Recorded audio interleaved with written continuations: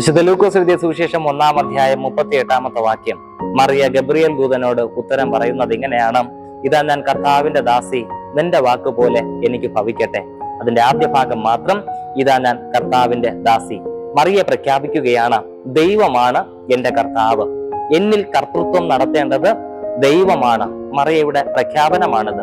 അങ്ങനെയെങ്കിൽ പ്രിയമുള്ളവരെ, ഇന്ന് ഞാൻ നിങ്ങളോടൊരു ചോദ്യം ചോദിക്കുകയാണ്: ആരാണ് നമ്മിൽ കർത്തൃത്വം നടത്തുന്നത്?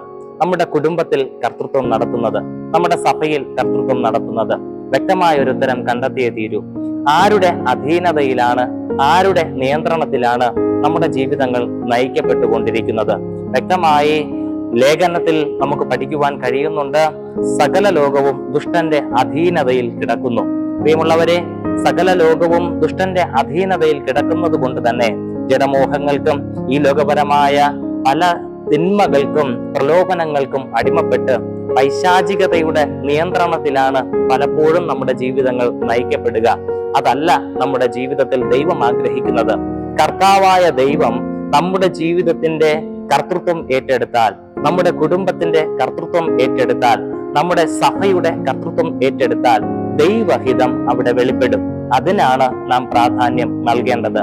യൗവന മക്കളാകുന്ന നമ്മുടെ ജീവിതത്തിൽ നമ്മുടെ സുഹൃത്തുക്കളല്ല നമ്മുടെ ജീവിതത്തെ നിയന്ത്രിക്കേണ്ടത്.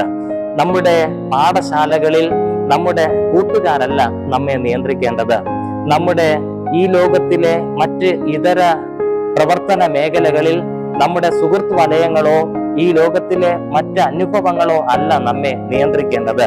നമ്മുടെ നിയന്ത്രണം ദൈവത്തിലായിരുന്നാൽ ദൈവം തന്റെ പദ്ധതിക്ക് വേണ്ടി നമ്മെ ഉപയോഗിക്കും. അവിടുത്തെ ആത്മാവിനാൽ നമ്മെ നിറയ്ക്കുകയും ചെയ്യും.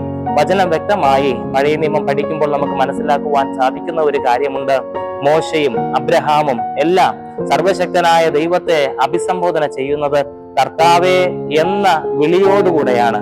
തീർച്ചയായും നമ്മുടെ ജീവിതത്തിലും സർവശക്തനായ ദൈവത്തെ കർത്താവായി സ്വീകരിക്കുക.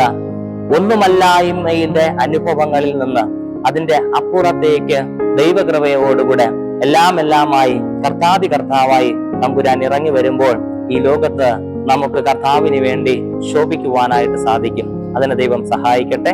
ആമേൻ.